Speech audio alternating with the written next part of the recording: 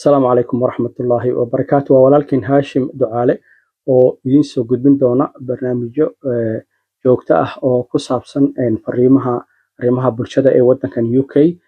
Barnaamijkan wuxuu la magac baxay Somali Messenger ama fariinsidaha Soomaaliyeed.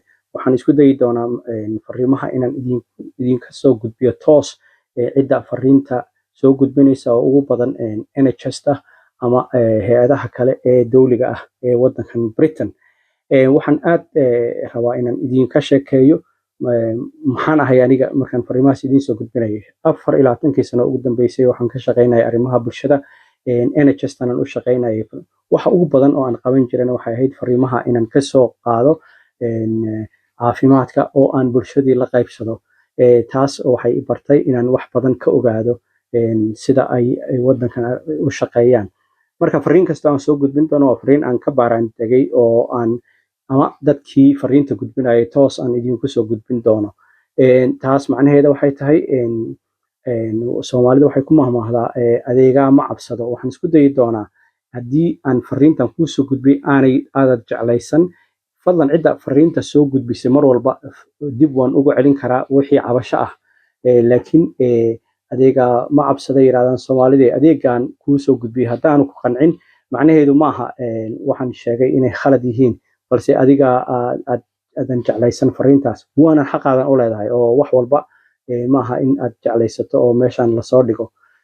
Waxaan isku dayi doonaa fariimaha ugu horeeya inaan ka bilaabo arrin aad mar walba niyadeyda ugu jirta oo ah autism-ka, oo ah arrin runtii ay bulshada u baahan tahay inay ku baraarugto.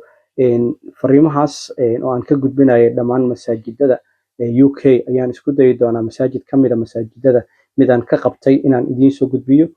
Waxaan ka dhigi doonaa 3 qaybood insha Allah. Barnaamijkaas ugu horeyn doona. Waxaan rabaa halkan marka inaan uga mahadceliyo dhammaan dadkii qaybta ka geystay inuu barnaamijkan idin soo gaaro. Waxaan ugu horumarin doonaa brand awareness Khadar iyo tiimkiisa oo runtii hordhaca aad arki doontaan oo hufan soo sameeyey. Waxaan halkan uga mahadcelinayaa Cumar Cali Xasan oo u taqaanaan Ustaad Cumar Serbia oo isagu farihiisa ku tumay muusiga aad maqlaysaan iina hibeeyey. Waxaan rabaa halkan inaan uga mahadceliyo Engineer Ali Naaji oo mar walba diyaar u ah inuu ila taliyo oo runtii consultant ah. Waxaa kaloo jira Engineer Cabdifataax Shirwac oo isaguna talada aan igala bakhaylin. Waxaan halkan uga mahadcelinayaa dhammaan odayaasha runtii igu dhiiriyay inaan halkan imaado. Waxaa ugu horeeya Mawlid Xaaji Cabdi, Cabdi Xaafid. Waxaa kaloo ku xiga saaxiibkay Cabdiqaadir Nadaara, Sheekh Mustafa oo runtii igu dhiiriyay inaan halkan idinka soo gudbiyo.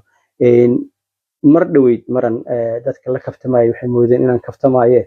Waxay ahayd jacbur ka mid ah jacburadeenna loogu dhigi jiray dugsiga sare. Intaan ka xasuusto waxaa ka mid ah reer magaalo gaboobay wallahi iduu ku raftaa, dalaal seelad ku raagana xariguu la raftaa. Oday ku raagay arrimaha bulshada inuu ka shaqeeyo iyo internetka iyo baraha bulshadana way isla raftaan. Intaas waa iga kaftan. Waa mahadsantihiin dhammaan bulshooyinka Soomaaliyeed. Waxaan idinka rajaynayaa inaad mar walba wixii tala iyo tusaale ah aad ii soo gudbisaan.